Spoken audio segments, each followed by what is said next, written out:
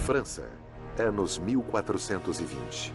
Uma adolescente afirma ouvir vozes, palavras que só ela consegue ouvir. Seu nome é Joana d'Arc. E ela diz que as palavras vêm de Deus. Joana inicia sua busca sagrada. Derrotar os ingleses e ver o rei francês coroado. Mensageira divina, feiticeira ou guerreira? Capaz de transcender dor e sofrimento extremos, como esta jovem de 19 anos realizou tudo isso? Joana d'Arc, santa padroeira da França e heroína nacional. A história dela tem sido composta através dos séculos, fazendo com que a verdade da vida desta jovem seja encoberta pela lenda. Por volta de 1428, esta casa de família, a igreja e estas ruas são o cenário para o primeiro e mais resistente mistério de Joana.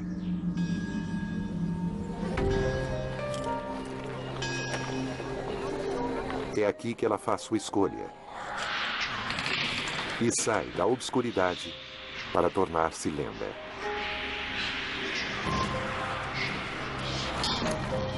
Joana sai de casa com apenas 16 anos de idade.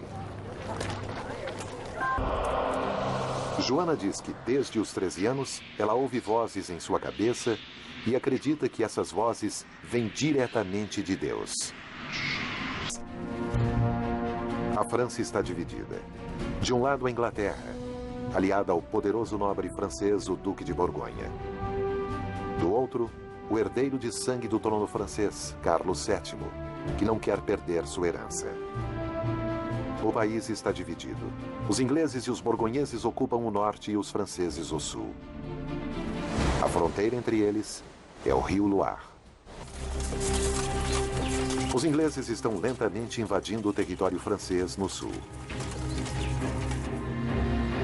E é neste cenário que surge Joana d'Arc, negociando sua entrada na corte real de Carlos VII em março de 1429.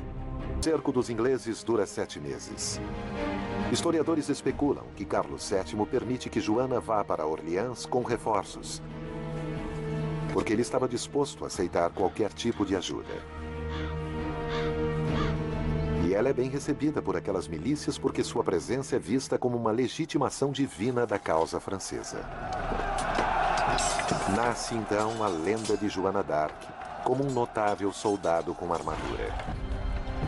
Acredita-se que Joana tenha conseguido um milagre aqui em Orleans, pondo fim ao cerco esmagador e forçando a retirada dos ingleses.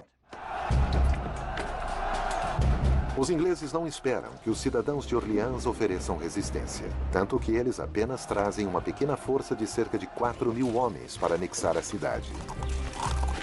Com esse efetivo limitado, o líder inglês Thomas Montague concentra seu ataque no Forte das Tourelles, localizado no sul. Atrás dele, localiza-se a única ponte que cruza o rio Loire, levando até a cidade. É aqui que os orleaneses fazem uma manobra extraordinariamente corajosa. Eles destroem a ponte, interceptando o avanço inglês. Da história lendária, Joana não chega a Orleans quando a cidade está à beira da destruição nas mãos dos ingleses. Os ingleses não conseguem vencer. Os orleaneses não conseguem combatê-los.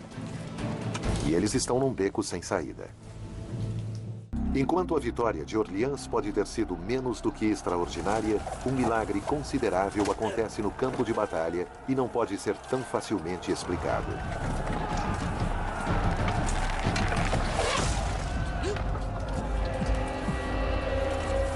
Joana é atingida por uma flecha que penetra 15 centímetros em seu pescoço e região do ombro.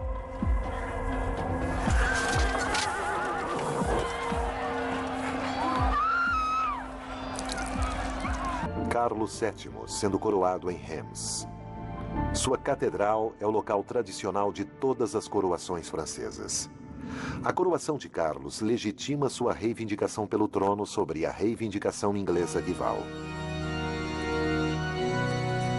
A cerimônia acontece em 17 de julho de 1429, 2 meses depois da vitória em Orleans. Mas os historiadores encaram a coroação como sendo a última grande vitória de Joana. Depois da coroação do rei, ao invés de voltar para casa, Joana assume novas missões militares, incluindo um imprudente ataque em Paris. O ataque falha e ela é capturada pelos borgonheses a cerca de 80 quilômetros ao norte de Paris. Esses soldados franceses, leais aos ingleses, entregam Joana. Sua carreira militar termina. O mito sobre Joana d'Arc diz que ela libertou a França da opressão dos ingleses durante a Guerra dos 100 Anos. Mas as provas pintam uma imagem diferente. Joana não liberta a França como a lenda sugere. A guerra ainda dura mais 20 anos. Sua autoconfiança, antes tão importante para ela, agora se torna um risco.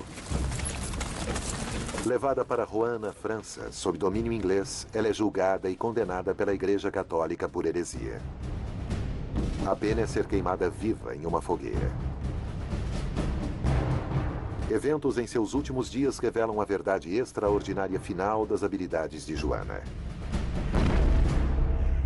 Tudo começa com um momento de dúvida. À sombra da igreja da abadia de Rouen, Joana se arrepende e nega ter ouvido as vozes.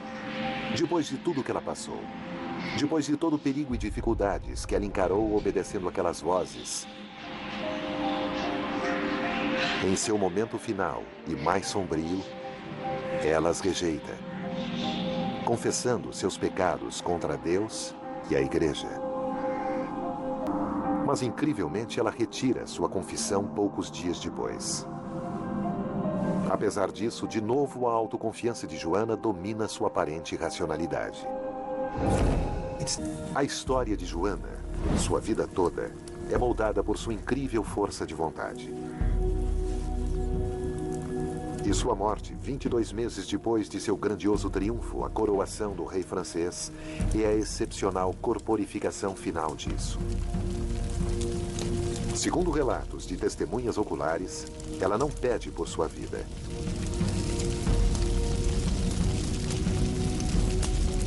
Ela simplesmente chama Jesus com uma voz forte e perseverante, conforme as chamas sobem.